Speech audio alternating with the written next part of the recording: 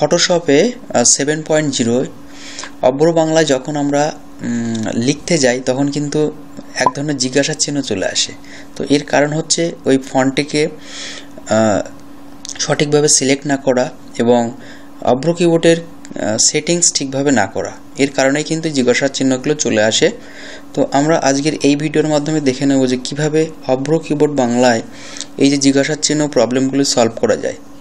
আপনারা যারা এই ভিডিওটি দেখছেন, যারা একদম নতুন আছেন, তাদেরকে বলবো আপনারা ভিডিওটি শেষ পর্যন্ত দেখবেন। অবশ্যই আপনারা এই ভিডিওর মাধ্যমে কিছু ইনফরমেশান পাবেন এবং অব্র কিবোর্ড বাংলা দিয়ে কিভাবে সুন্দরভাবে আপনারা টাইপ করতে পারবেন। চলুন শুরু করি। সবার প্রথমে আমরা ফটোশপ 7.0 এটাকে আমরা ওপেন করে নেব।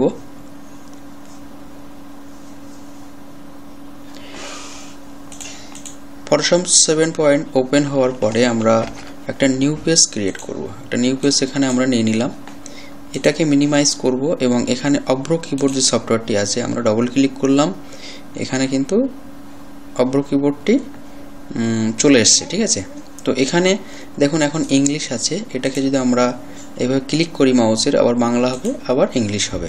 তো এর শর্টকাট হচ্ছে আমরা কিবোর্ডের F12 যদি প্রেস করি, একবার যদি প্রেস করি বাংলা হবে আর একবার প্রেস করলে ইংরেজি হবে। ঠিক আছে, দুটো অল্টারনেট হয়ে যাবে।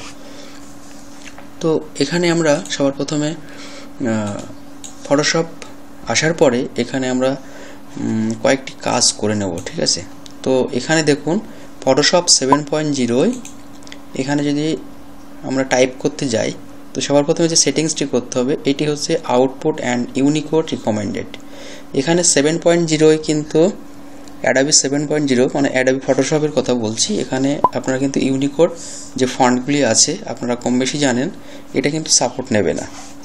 তো সেক্ষেত্রে আমাকে output as ANSI are you sure এটিকে জাস্ট ক্লিক করতে হবে। করার পরে এরকম একটি অপশান আসবে বা এরকম একটি উইন্ডো আসবে, যেখান থেকে আপনারা এই নিচে ঠিক নিচে দেখুন ইউজ আনসি এনিওয়ে, এখানে ক্লিক করবেন।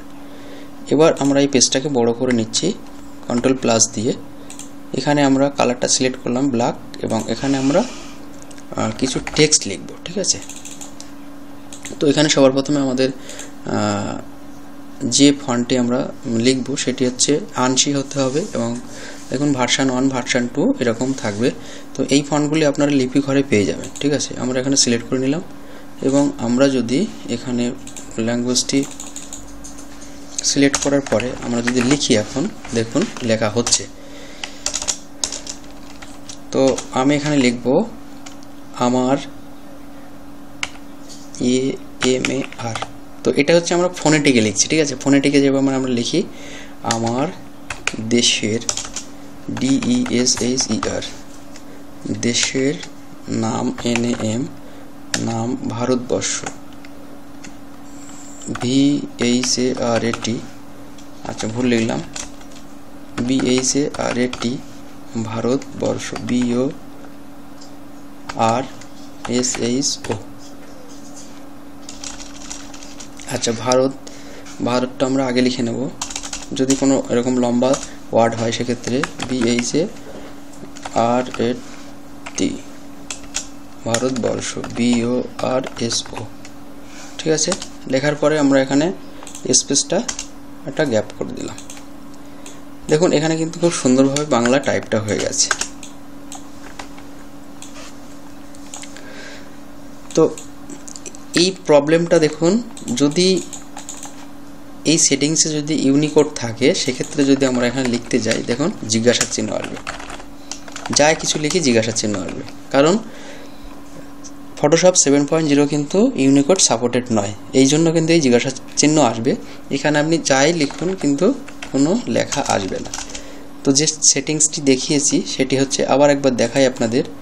আপনারা এখানে জাস্ট সেটিংসে যাবেন, যাওয়ার পরে এই যে দুটি অপশন আছে, একটি হচ্ছে ইউনিকোড, একটি হচ্ছে আনসি।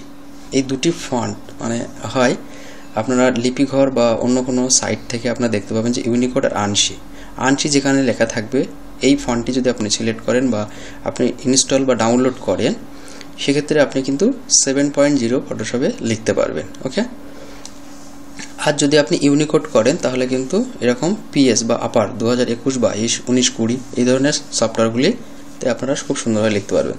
তো আমি এবার 2021 আমার ফটোশপটি আছে, এখানে আমি ইউনিকোডের সাহায্যে কীভাবে লিখতে হয় সেটি একবার দেখিয়ে দেবো। জাস্ট এটাকে আমি কেটে দিলাম। আমি ফটোশপ 2019 এটাকে আমি ওপেন করছি। যেহেতু আমার কম্পিউটারে অনেক সফটওয়্যার প্রেশার আছে, ঠিক আছে, লোড আছে, এখানে ভিডিও এডিটিং থেকে শুরু করে সাউন্ডের কিছু সফটওয়্যার আছে, যার জন্য একটু মেশিনটি স্লো হয়ে গেছে। আর অ্যাডোবি ফটোশপ আবার ভার্সনগুলো একটু খুলতে একটু লেট করে, ঠিক আছে। তো দেখুন এখানে কেটে দিলাম। জাস্ট এখানে আমি কন্ট্রোল এন করলাম। সেমভাবে আমরা এরপর একটি পেজ নিলাম, নেওয়ার পরে আমরা এখানে টেক্সট টুল দিয়ে লিখব। পেজটিকে একটু বড় করে নেব। নেওয়ার পরে আমরা এখানে জাস্ট টেক্সট টুল দিয়ে লিখব। দেখুন এখানে ফন্টে কিন্তু সাপোর্ট নিচ্ছে না, তার কারণ হচ্ছে এখানে আনসি হয়ে আছে। তো এখানে আমরা কি করব, কিছু সেটিংস করব। সরি, আনসি নয়, এখানে ইংলিশ হয়ে আছে, তার কারণে আমরা আবার সেটিংসে চলে যাব। এখানে সেটিংসে আসবো, আসার পরে এটাকে ইউনিকোড করে নেব, ঠিক আছে। যদি আনসি থাকে এটাকে আমরা এই ইউনিকোড করে নেব। দেখুন এখানে ইউনিকোড আছে। আর এখানে আমরা F12 বললাম, যে F12 দিয়ে আমরা কিন্তু চেঞ্জ করতে পারবো। করার পরে আমরা এখানে একটা ইউনিকোড ফন্ট কিন্তু সিলেক্ট করে নেব, যদি না থাকে।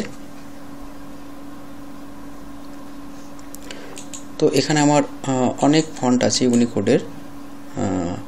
দেখুন এখানে একটা যে কোনো একটা সিলেক্ট করে নিলাম, এবং যদি আমি এখানে লিখি আমাদের AMADER, আমাদের আজকের ক্লাস CLASS, ক্লাস বানান কিন্তু এভাবে হবে না লিখলে, ঠিক আছে। CLAS তাও তো হচ্ছে না,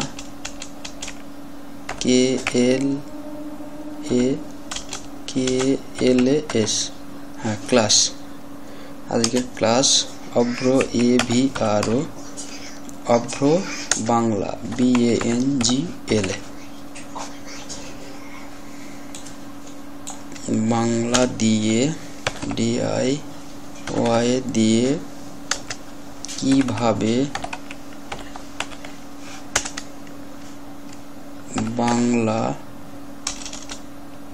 BANGLA, বাংলা কিভাবে বাংলা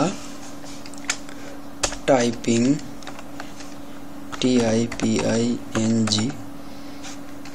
আচ্ছা এটাকে একটু করে তুলে নেব,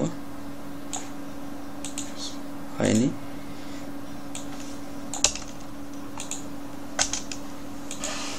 বাংলা TYPING টাইপিং, টাইপিং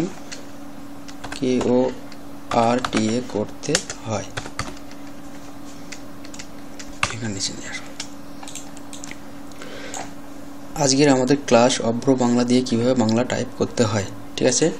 আর আমি লিখলাম না, এইভাবে আপনারা কিন্তু এই যে ইউনিকোড ফন্টগুলি আছে এখানে যদি আমরা সিলেক্ট করি, সরি কন্ট্রোল ডি মেরে ডিসিলেক্ট করলাম, এখানে টেক্সট টুল নিলাম। এবার যদি আমরা এখানে ফন্টগুলো চেঞ্জ করি, দেখুন খুব সুন্দরভাবে কিন্তু, তো এই লেটেস্ট ফন্টগুলো কিন্তু ইউনিকোডে আপনারা পাবেন, ঠিক আছে। এগুলো কিন্তু আপনি আনসি নাও পেতে পারেন, এত সুন্দর সুন্দর আনসি ফন্ট আছে কিছু লিমিটেড, আর ইউনিকোড ফন্ট কিন্তু আপনারা আনলিমিটেড পাবেন। তো সেটা পেইড হতে পারে বা ফ্রি হতে পারে, আপনারা কিন্তু সুন্দরভাবে এইভাবে লিখতে পারবেন। তো ফটোশপ 7.0 আর ফটোশপ আপার ভার্সানে আমি দেখালাম, ঠিক আছে, কিভাবে আপনারা টাইপ করবেন অভ্র কিবোর্ড দিয়ে। তো এই সিরিজ চলতে থাকবে, অভ্র কিবোর্ড দিয়ে আরও ক্লাস আসবে, যেটা হচ্ছে প্রফেশনাল টাইপ আপনারা কিভাবে করবেন। প্রফেশনাল টাইপ আপনারা কিন্তু এই অভ্র কিবোর্ডের মাধ্যমে করতে পারবেন। তো এইভাবে পাশে থাকবেন, সাপোর্ট করবেন। ভিডিওটি ভালো লাগলে একটি লাইক করবেন, শেয়ার করবেন, আর সাবস্ক্রাইব করতে ভুলবেন না। দেখা হচ্ছে পরবর্তী কোনো ভিডিওতে।